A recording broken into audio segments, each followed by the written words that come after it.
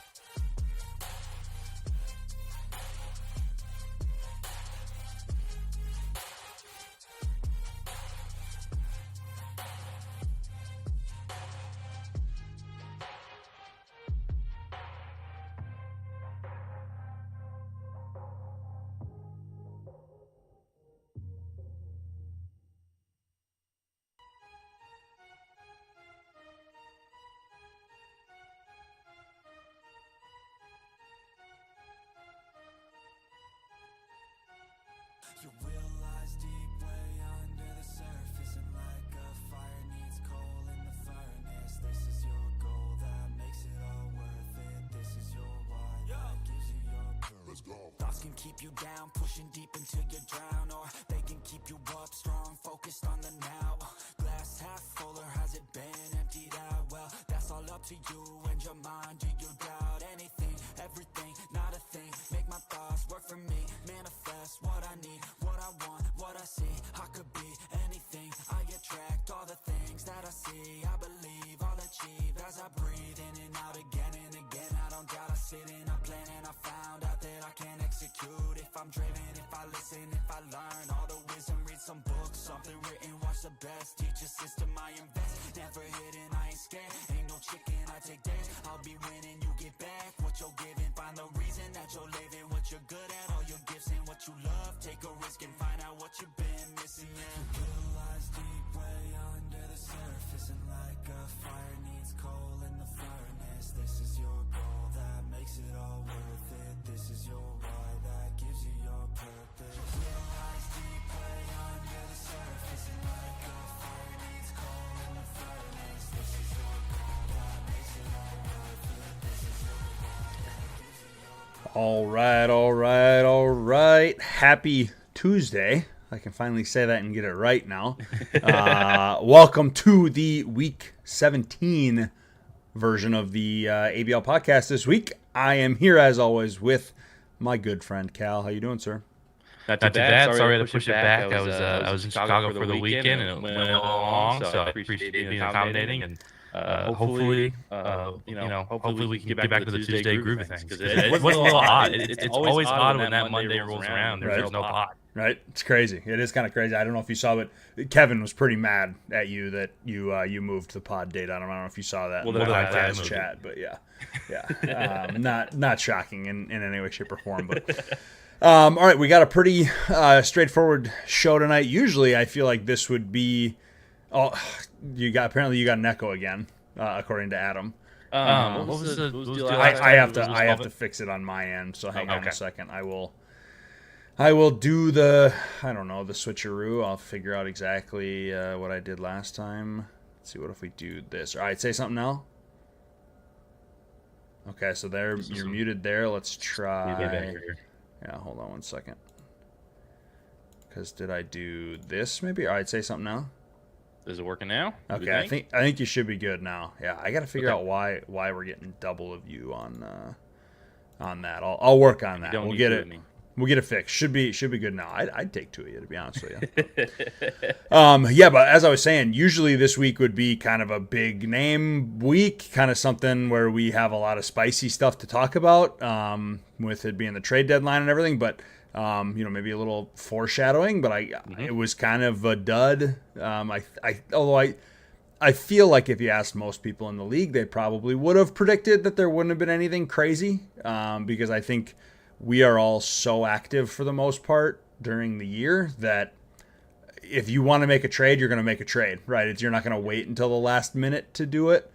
So yeah, I don't know. What are your thoughts before we go into maybe takes from last week? You agree, disagree? Where are you at?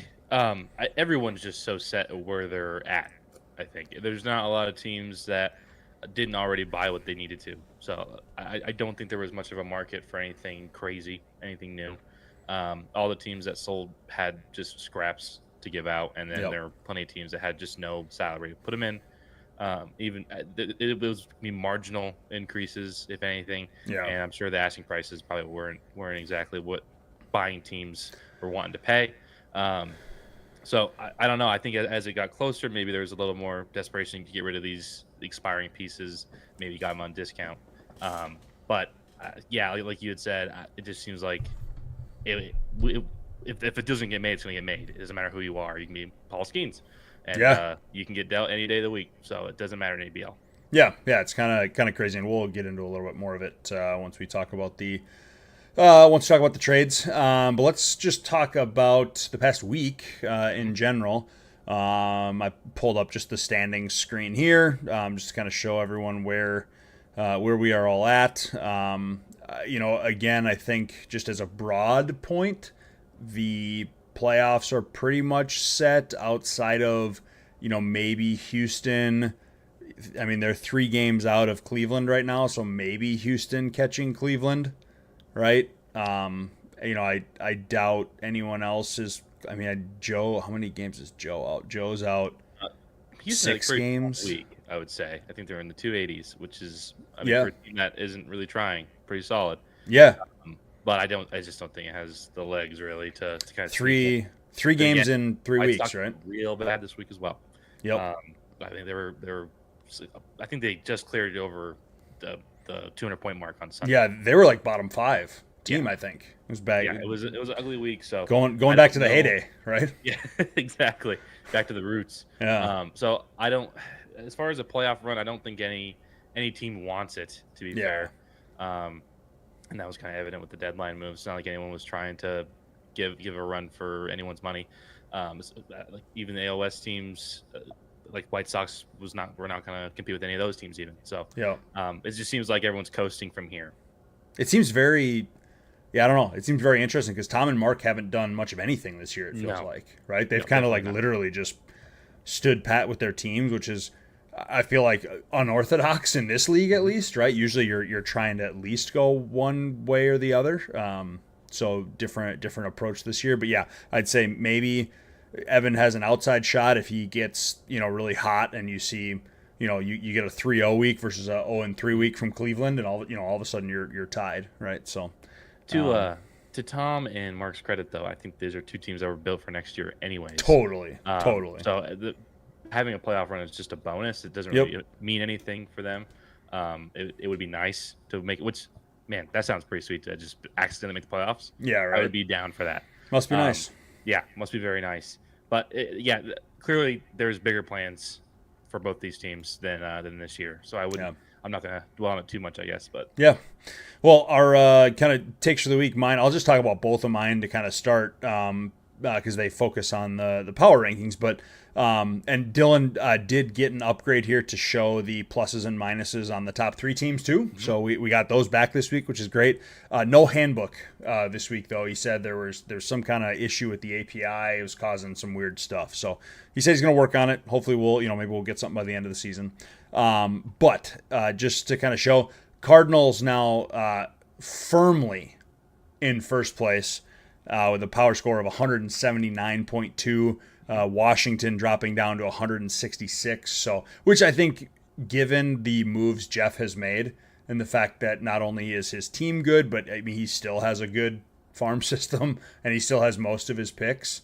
I believe it's not surprising to certainly see him up there, especially in a week where we finally had a week that was reminiscent of Week 17, where there was very little movement. The most movement was 3 spots. The Rangers fell 3 spots, and the Giants fell 3 spots. That was the biggest move of the week.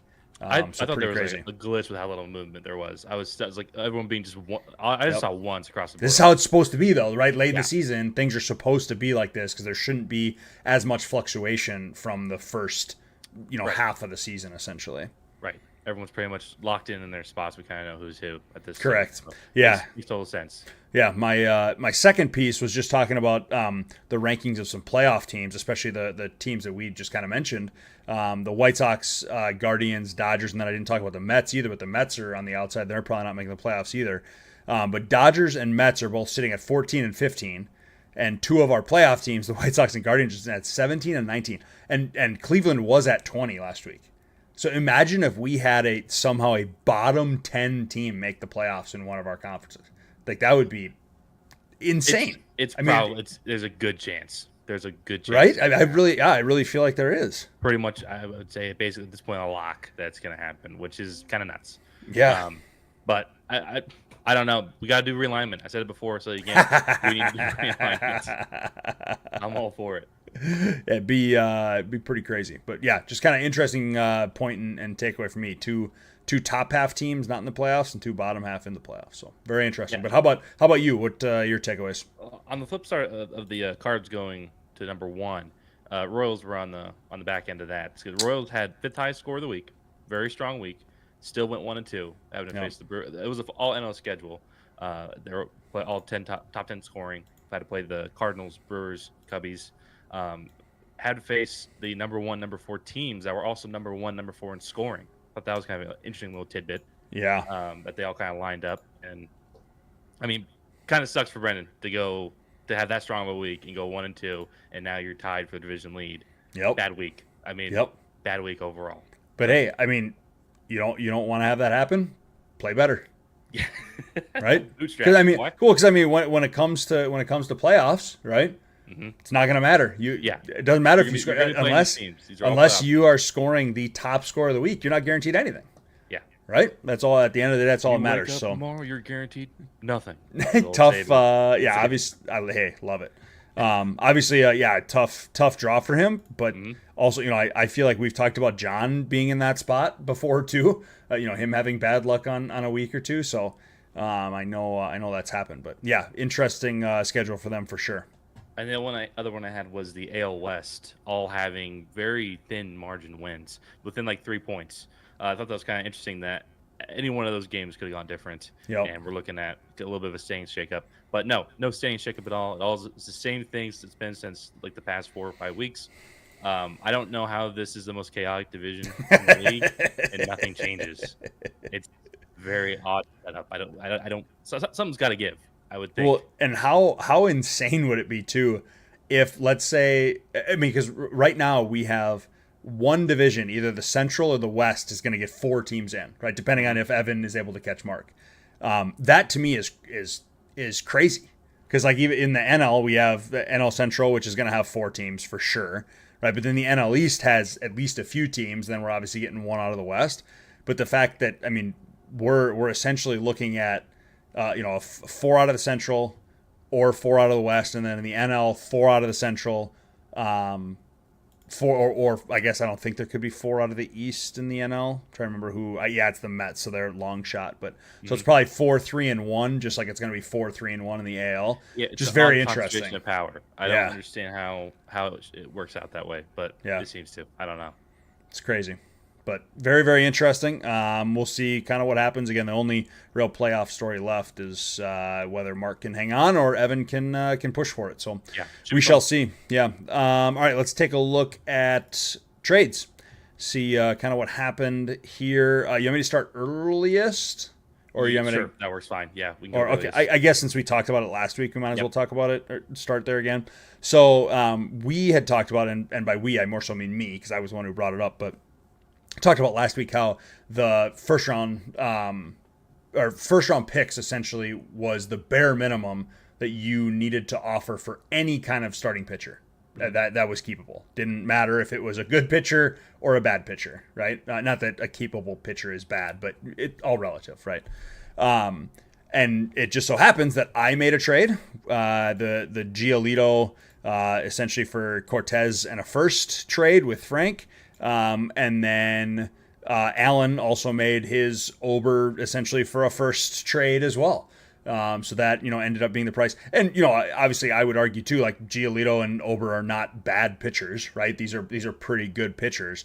But the fact that those were the asking prices for these guys and similar pitchers who were 2, 3, 4 points per game less than these guys were being, we're trying to garner a first as well, is kind of crazy. So yeah, you were kind of saying, I don't know if we talked that into existence or what happened, but yeah, I kind of felt like it. I don't know. I have no idea, because it seemed like that's what the market was already. I think you noticed a market trend, and we kind of pointed it out, but it still carried over. And now people think it's just a lock that any pitcher with a pulse next year is going to net you a first round pick. Yeah.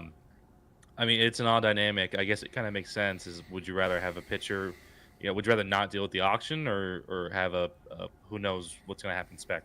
Yeah. Fair enough. We already debated this, ad nauseum, but yeah, everyone seems to kind of agree on it. I mean, someone could have just said no to this deal.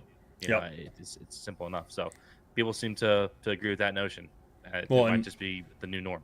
Yeah, and on top of that too, like it's a similar type of trade, but also different. Like Yamamoto, who I think most people would argue is in a tier above both Ober and Giolito, right? He garnered a first, but then he also garnered McGill, who's a keepable starting pitcher, I believe. I think he's got a decent. Yeah, he's $13 on a first. 15. Yeah, so I mean he's keepable, assuming his elbow's fine. I guess depending on how you feel about that.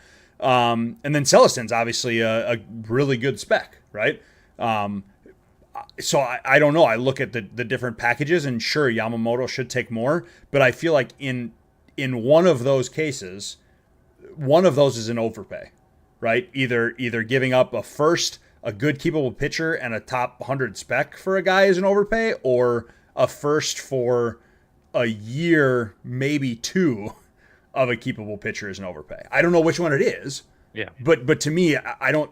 It just, to me, doesn't seem like that there can be a world where both of those exist as like good prices. Well, right? Am I wrong on that? Evan has an aversion to pitcher contracts, obviously. As he does. So to get a guy that would only make it be valuable by having a couple years at least on the deal, I don't know. Maybe he's throwing out diversion on us. I would assume there's something amiss here. I think those two are not adding up to me. Because I think this deal only really flies if, I guess, he says he's gearing up for 26. Yeah. But with $32 for a solid pitcher like Yamamoto, I'm okay with that for a couple of years on my roster. So yeah, totally. I don't know what he's going to do there. Is Yamamoto going to be top of his game going back into the pool next year, or 2027 rather? I doubt it.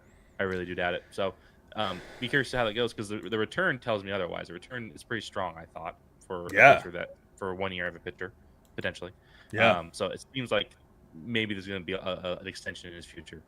Yeah, I don't know. It's hard to know, right? Because like if Yamamoto goes back into the pool, right? Like let's say Evan was competing this year and he had no intention of keeping Yamamoto.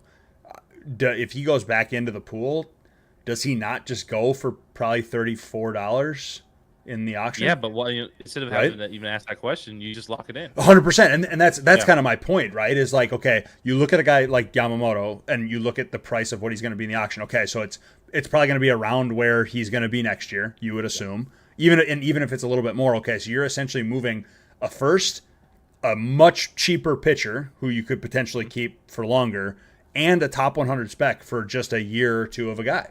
And again, if you believe in Yamamoto and he's going to be a 20-point-per-game pitcher almost for the year, then that's probably worth it to you, right? Yeah. So to me, that then leans like, okay, so me paying a first and a Cortez, a pitcher who's at least usable this year, or a first for Ober, are those overpays?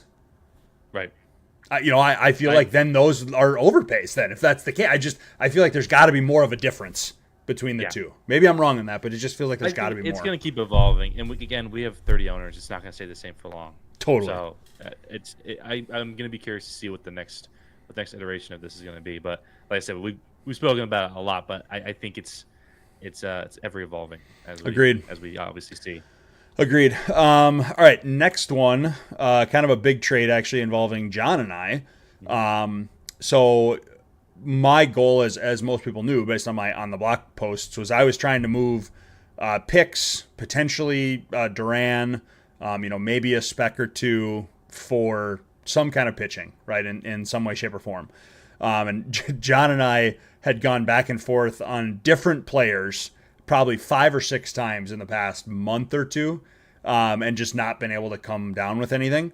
And so thankfully we I kind of came to terms with, okay, I'm not going to be able to get anyone that I love.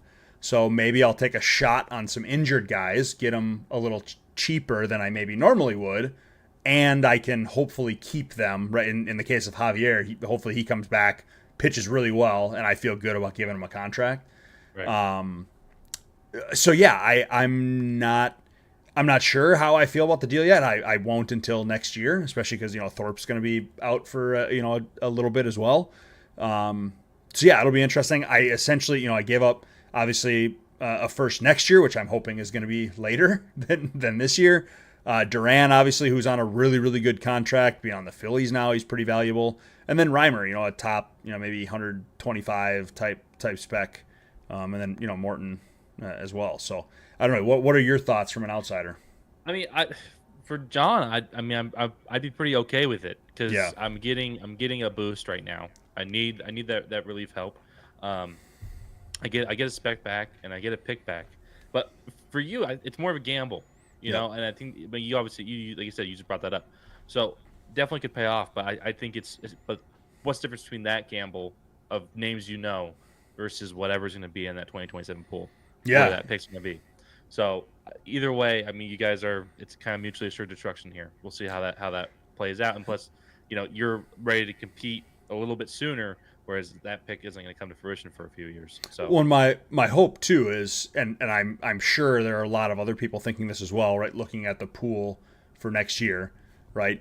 If I assuming Javier comes back fine, assuming Thorpe comes back fine, I'll have those two plus Giolito plus Kirby.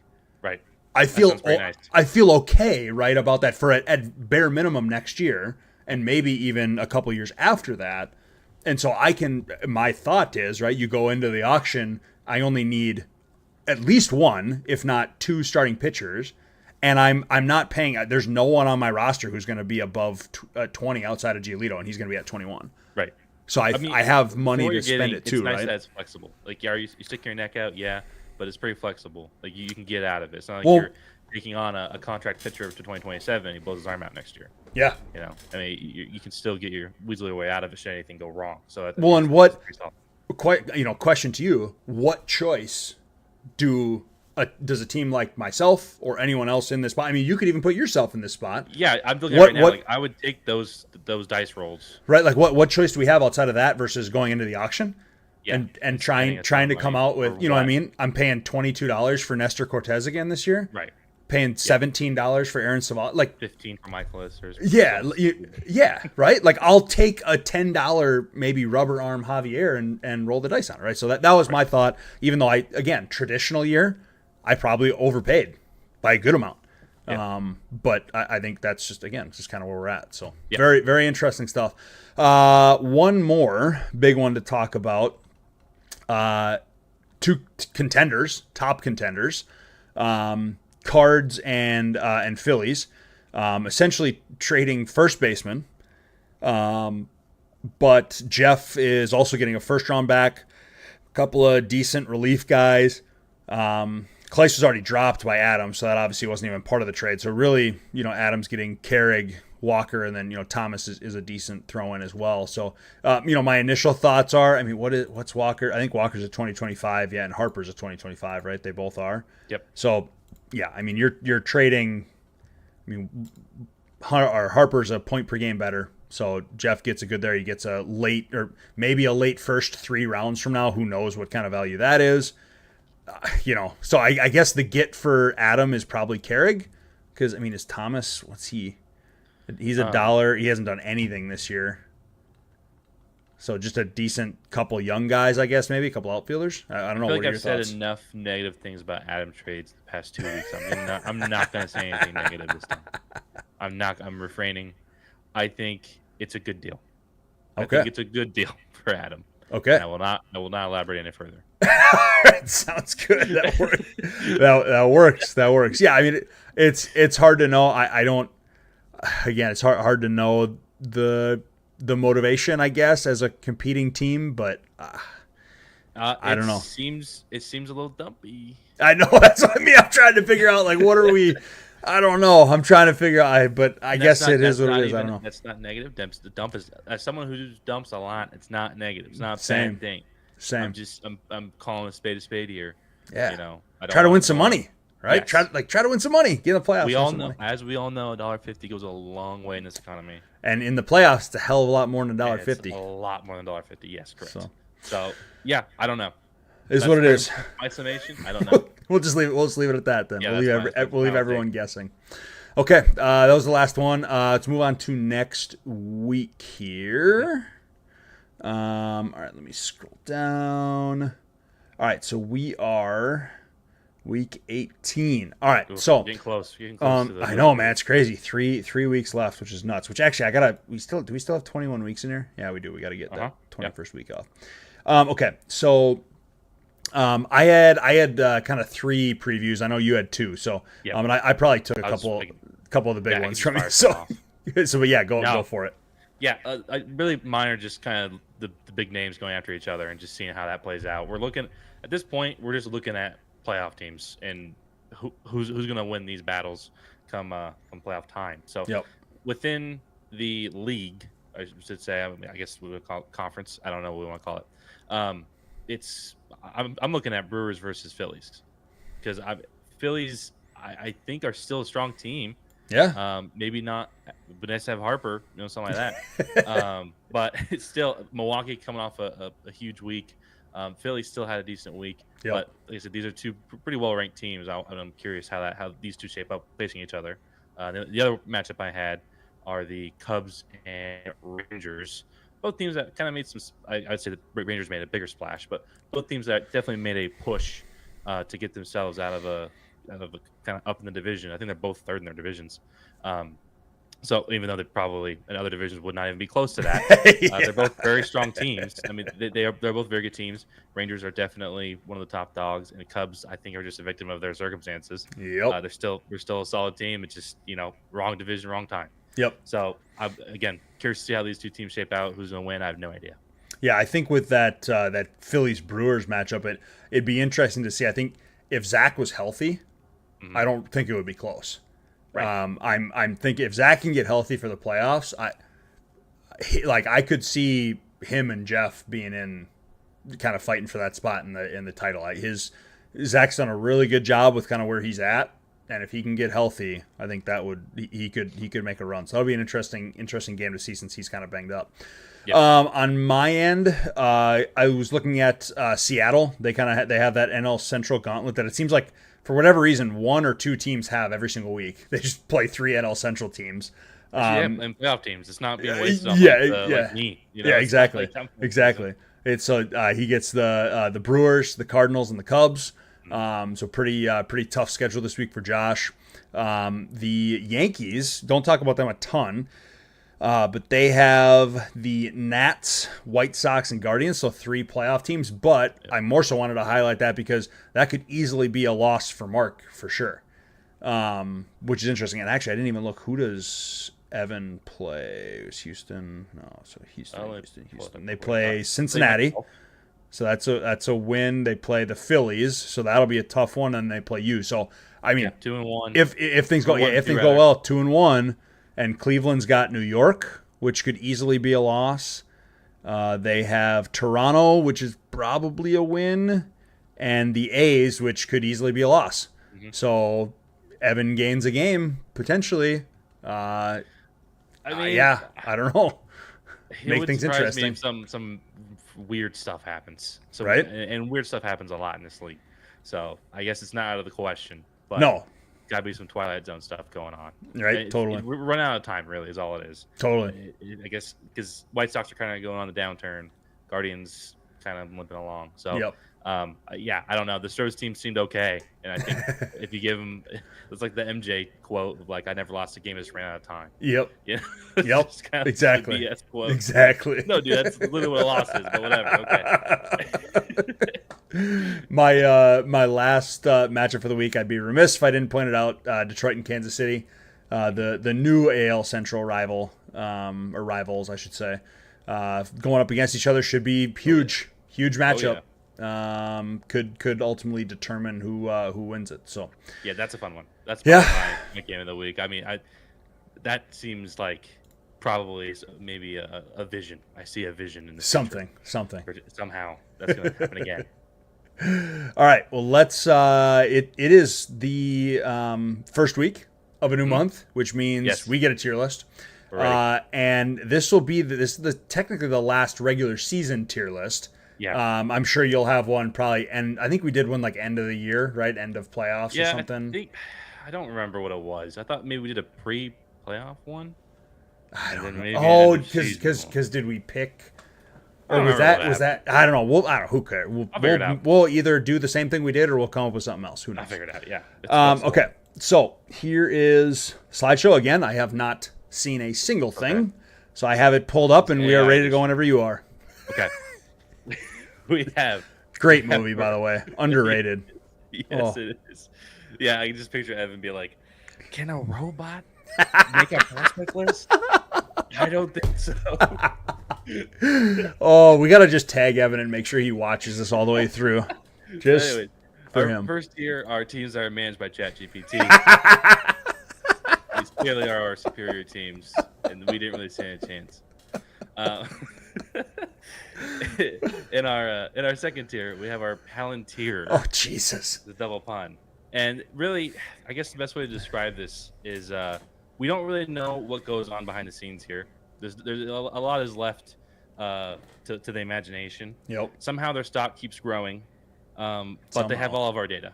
Yes. So, yes, they do. So I think the Pirates fit in their own tier for this one. Love that. We go to our third tier here, and A's left. Now here's the thing, A's disappointing, very disappointing so far. They're also hurt a lot. Yeah. So we're taking them out of there, and also I should be in this AL West run, but I'm not, so I need to be subbed in. And I figured we'd take two teams that kind of deserve to be in some type of chase. That don't get to have that fun thing. So we're throwing Padres, Yankees. Welcome. You guys are now in the West for the rest of the season. We'll be watching that chase. It's all. I mean, Padres right now lead the AL West, 32 wins. Yep. But the Yankees and whatever the other team is are close behind. So we'll see how that plays out. But the AL West now been realigned. Interesting. Okay. We have our next tier. We have our cannon fodder tier. These are playoff teams that, to me, are not real. They're really just kind of filler for right now, and we'll see how that plays out. That's hilarious that you say that, considering I'm pretty sure it was in chat this week. Both Zach and Adam were talking about how Atlanta is like the best team no one's talking about, or something like that, which is hilarious because that cannon fodder is the perfect place for them because no one's talked about Atlanta all year. I don't know. I don't even know why I haven't. It's not like they're a bad team. Yeah. But to me, it's like, I mean, they're just kind of around. I mean, look at the NL Central, and they're so stacked. I mean, how are the Braves going to keep up with these other teams? I mean, who are you going to pick the Braves to beat? Right. That's what I'm saying. I don't know. Count the Braves all you want, but it's nothing bodes well for them in the future. Yeah. I mean, God bless them. I would love to be in their spot. I'd love to have 30 wins. True. I mean, it's a great team. We're both jealous. But obviously, this entire list stems from jealousy in some sense. Yes, all always. of them do. I just want that to be out there. But anyway, so we go to our next tier. We have our managed by Grok. Oh my god! It's on the more inferior end. Maybe not. Maybe the logic systems aren't really developed. Oh man! But these clearly have fallen short. You know, these are teams that, I mean, just kind of had a struggle bus for the year. I'm not surprised that the Dodgers are in here. That does not shock me in any way, shape, or form. And then we have our next tier, our managed by are managed by Clegg Tier. This is kind of self-explanatory. It's so good. If you're watching this goddamn podcast right now and you don't know what that reference is, get out of here. Yeah, get out of here. No, get out of here. This is for the Chronically Online. Thank you very much. This last year is gonna kill me. Oh my god. This last one here. These are all sleeper teams. Now, this is not in the sense that we're thinking of. By this, I mean teams that are on the fantasy football app. Sleeper. We are asleep. Do not. These are teams that are now moved on to football, and they are now on the sleeper app, just looking at doing mock drafts. I am currently in round 3 of my dynasty draft right now. So case in point. Case in point. Thank you.